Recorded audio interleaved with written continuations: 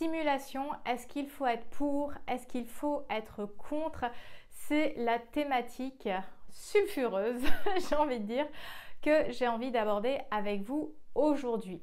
Alors, pendant longtemps, j'ai plutôt été vers cette idée que c'était pas très bon de simuler, que ça ne contribuait pas à l'intimité, que ce n'était pas très honnête, authentique que de simuler.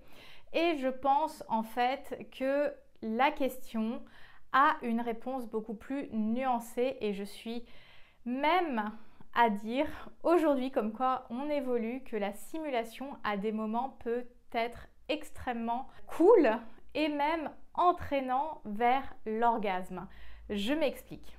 Lorsqu'on simule, il y a deux types de situations. Il y a la simulation pour se débarrasser de ce moment intime, en finir, avoir la paix, passer à autre chose, obtenir la paix du ménage. Ça, c'est une simulation qui n'est pas du tout constructrice, qui est plutôt dans un éloignement de l'autre et ça va venir tuer petit à petit la vie intime. Mais il existe une simulation beaucoup plus joyeuse, beaucoup plus entraînante et c'est de cette simulation que j'ai envie de parler dans cette vidéo. Bonjour à toutes et à tous, ici Sarah Zerbib, plaisirologue et psychologue. Je suis ravie de vous retrouver dans une nouvelle vidéo où on va parler justement de plaisir féminin, d'orgasme et de simulation. Alors c'est vrai que dans l'histoire de l'humanité, il y a quand même cette idée qui colle à la peau des femmes que les femmes vont avoir plus tendance à simuler au lit que les hommes, que les femmes sont peut-être moins portées sur la sexualité que les hommes, etc., etc. Et dans cette vidéo, j'ai vraiment envie de presque redorer le blason de la simulation, dans le sens où, comme je disais en introduction, il y a deux grandes catégories de simulation. Celles qui visent à éviter l'intimité, qui cherchent à se sauver finalement d'une situation que je trouve comme pénible, pesante, dangereuse, étouffante, etc. Et là, effectivement, à la base, on ne fait pas l'amour dans ces conditions-là. On ne fait pas l'amour pour obtenir la paix du ménage. Ce n'est pas sa destination à la vie intime que de venir combler des trous ou des pseudo-manques, etc. Et comme je dis, il y a une simulation beaucoup plus joyeuse, beaucoup plus créative qu'on ne soupçonne pas. Et quelle va être cette simulation? En fait, la simulation dont je parle, qui est joyeuse, qui est créative, qui est playful en fait, c'est vraiment dans ce mouvement de vie intime, érotique, qui va réellement ouvrir les portes d'un nouveau plaisir. Et pourquoi cette simulation, elle est intéressante? Parce qu'on l'a fait déjà pour soi, pour s'entraîner soi et pas juste entraîner l'autre. C'est une simulation qui va nous encourager à titre personnel. Et cette simulation, elle va passer à la fois par une gestion de ma respiration et potentiellement aussi une gestion, une intention au niveau des gémissements ou des cris que je vais produire. Et en fait, tant cette action sur la respiration que sur mes expressions liées au plaisir vont permettre à des moments de créer un contexte qui vont me donner accès potentiellement à l'orgasme. Je m'explique. En fait, le cerveau, il ne va pas vraiment faire la différence entre ce qui est provoqué par l'extérieur et ce qui est provoqué par moi-même, par l'intérieur. Notre cerveau, il peut se faire avoir.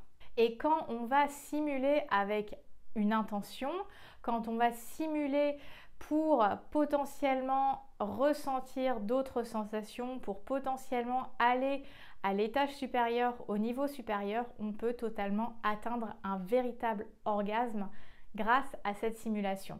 Je vais te donner un exemple. Quand tu es dans un moment d'intimité avec ton partenaire, que ton partenaire te fait du bien, te stimule, etc., que ça soit au niveau pénétratif, non pénétratif, etc., et que tu sens que ça monte, mais que tu arrives un petit peu bloqué à un certain niveau de plaisir et tu te dis, bon, je sens que l'orgasme pourrait tomber, mais il ne tombe pas vraiment.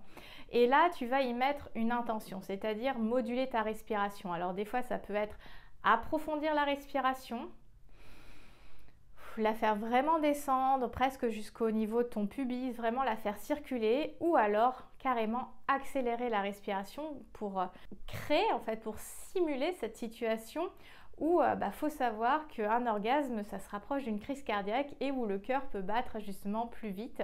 Et en simulant cet effet, ça peut déclencher quelque chose au niveau des nerfs, de la sensation qu'on va ressentir et nous faire ressentir un orgasme. Donc ça a demandé d'y mettre une intention au niveau de la respiration, mais aussi sur comment j'exprime mon plaisir. Et très souvent on se dit oui, la simulation on l'a fait pour l'autre.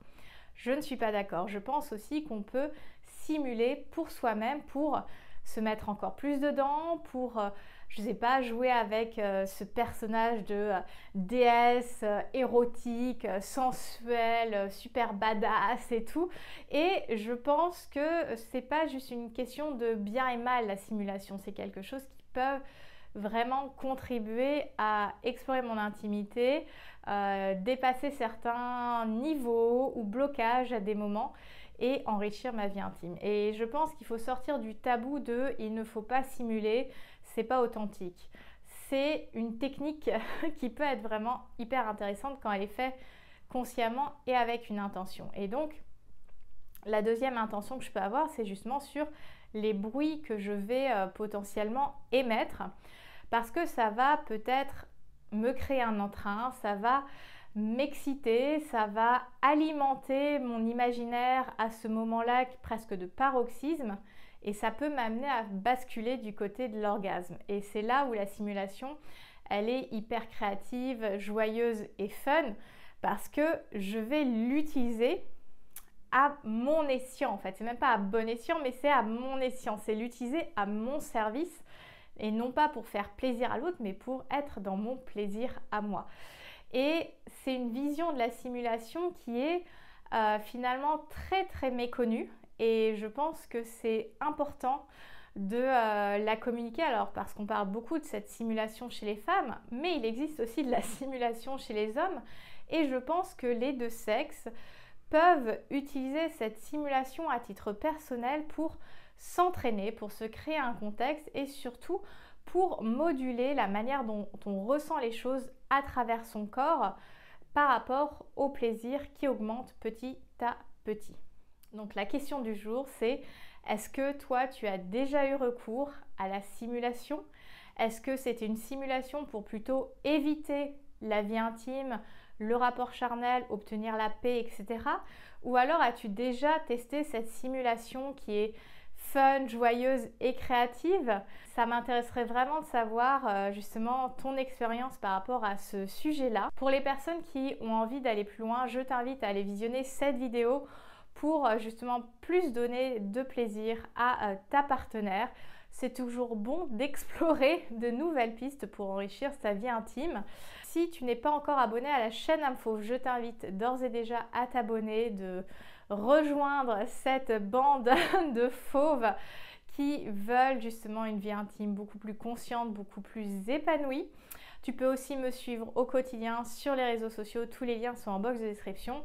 Et pour les personnes qui souhaitent justement réserver un coaching en plaisirologie, je remettrai un lien sur l'écran mais aussi en box de description pour justement venir faire ce travail avec moi. Je te souhaite une très belle fin de journée, prends soin de toi, libère ta version fauve et surtout, rugis de plaisir. Bye!